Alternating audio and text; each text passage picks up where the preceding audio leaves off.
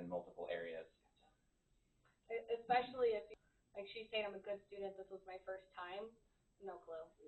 And even if it is maybe her first time being late for clinical, she might have been already late for one of her lab days, which would mean, and sometimes students have a hard time like separating those two things, even though they're part of the same course. So they think that they should get like one of each, and you're like, nope, this is this whole thing. So yeah, that's strong work. Very well done. Sorry. And kudos to Sorry. I was saying, and kudos to your phrasing of I'm not making this decision. I am following policy. Yeah. Like that was absolutely making clear clear yourself. Like, I am not. Look, this. Do not throw this at me.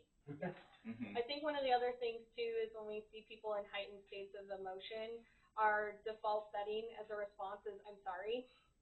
So don't be sorry. They're the ones who put themselves in the position that they're in, and if there were circumstances that could potentially be excused, that runs up through the course lead. So you don't have to worry about that. Just so you guys are aware what would constitute as an excused absence or something that may alter their timing would be jury duty, military duty, ADS or Title IX, and that's it. Yep. That's it. That's it. So that said too, if it is a Title IX thing, they don't need to have like necessarily a special accommodation that they can show you and prove it. So you just have to say okay. Yeah. So if a student is at clinical, for example, and halfway through or partway through they come to you and say, I have an emergency, I have to leave, we can't keep them there. We'll just don't try to have to worry about and investigate the reasons behind it. Just be like, okay, go take care of what you need to. I'm going to notify the course lead that this is when you left and you stated it was an emergency, and they'll follow up. Because it might be a ADS or a Title IX that they're allowed to, or it might be an unexcused, and then that's when they can decide. But even if it is excused, students are required to make up all missed clinical time. So they'll still be held accountable to making up those hours. So it's important to note when they also left. Okay. So they come late and they're like, oh, I have ADS accommodation. So we take that and be like, okay, let's just make note of it then? I would be ringing up the course lead. I would be checking.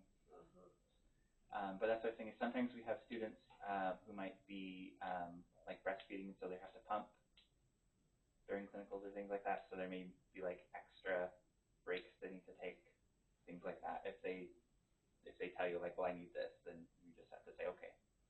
Yep. Okay. All right. Okay. Next. So good job. So next we're going to do another lab scenario. So who would like to be the lab instructor this time? I'm looking at the three who haven't done it yet. There we go. Okay.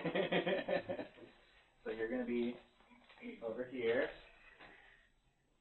doing your lab instructor thing, running a simulation or scenario.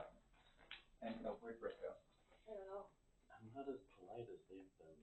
Brooke, you want to? All right. So in this scenario, that's running, Hannah is the secondary nurse. Brooke will be the primary nurse. There she is. Brooke's the primary nurse. So they're just going to be running a scenario, and then you do what you feel you need to. Okay? I'm not going to tell you what. Just go ahead and observe. So primary nurse, secondary nurse, and then they're doing their thing. Okay. My name is Brooke, and I'll be your nurse today. How are you today? Okay. So today we have medications for you, and we're going to do a head-to-toe assessment. Is that okay with you? Okay. Yeah. All right. I'm going to probably help with the head-to-toe, and then maybe you can help with parts of it. Oh, okay, yeah, I can. Okay, okay. You want to ask orientation questions?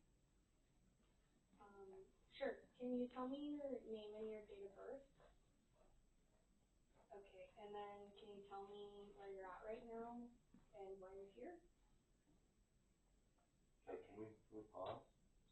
So as primary nurse, it is your responsibility responsibility to do the head-to-toe assessment. Okay. Your secondary nurse, you can assign other tasks, Okay. but as far as for the head-to-toe, that Okay. is all on you, Okay. okay? Okay. I'll finish that. Do you want to give some medication? Yeah, sure, I can go get some meds for you. Okay. Yeah. Okay. Yeah. Yeah. So, all right, I'm gonna, so you know where you're at, okay. I'm gonna listen to your heart and lungs first. So,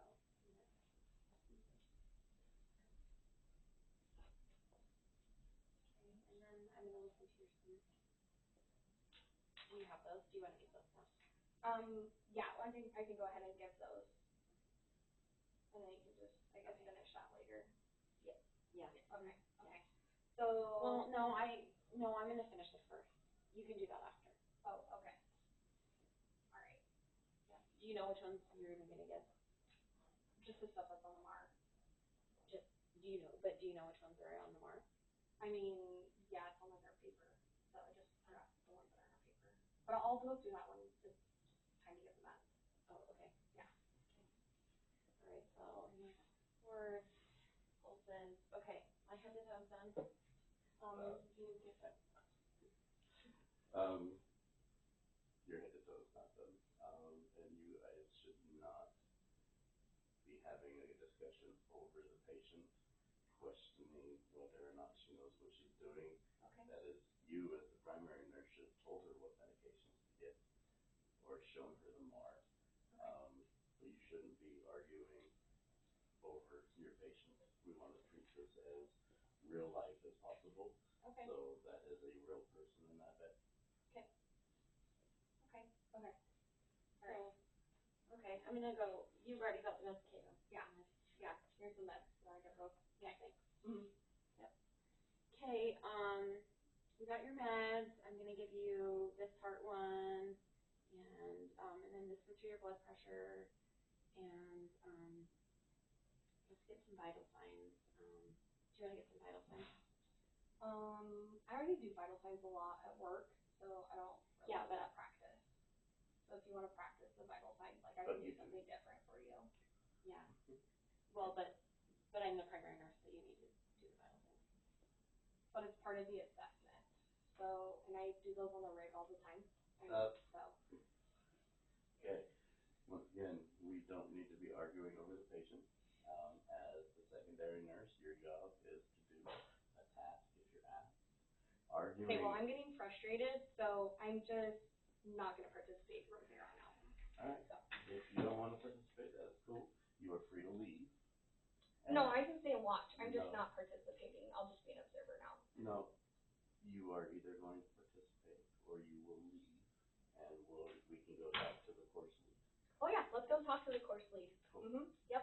Okay. Absolutely. Let's pause this. We'll be back. You guys chill out for a second. Okay. And see. And see.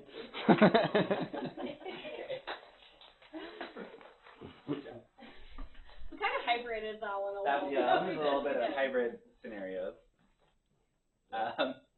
So there were some things you noted. So people who didn't want to participate in various ways, either pushing it off to the other students, or even just the mention of like, because this happens a lot where students are like, well, I do this at work all the time, so I don't do that. But also the reality of, but we need to see you do it. You're not graded at work. You are here, right? We often see kind of two things happen as far as the delegation goes or the roles go. So sometimes we have someone who just totally dominates the simulation and they take on every role and every task, and the other people are just like standing observers at that point, right? And the secondary, they either usually fall into two categories. Like they try to push and to get tasks and be like, well, can I do this for you? And they get shut down. And then they get shut down so many times that they just fade into the background. Or you get the opposite presentation where they're happy for somebody else to do that skill. Maybe because they do it at work all the time. Or I find more often than not, they're not actually comfortable with performing that skill. So they just kind of skirt underneath of actually having to demonstrate that in front of an instructor. Okay, so our role is to the simulation experience so we can evaluate how they're doing and how they're performing and make sure that they're safe to progress to future semesters. The unfortunate thing that we have seen on occasion is that students will progress to the advanced semesters and they will not know how to do stuff. So they'll get to third semester or even to their capstone. I have had preceptors for capstone tell me this person does not even know how to take vital signs. I was like, what do you mean vital signs? And she's like, she doesn't know how to take a pulse. Right? So we don't want our students to make it that far. Those are the students who just like fly under the radar because nobody forces them to engage in simulations.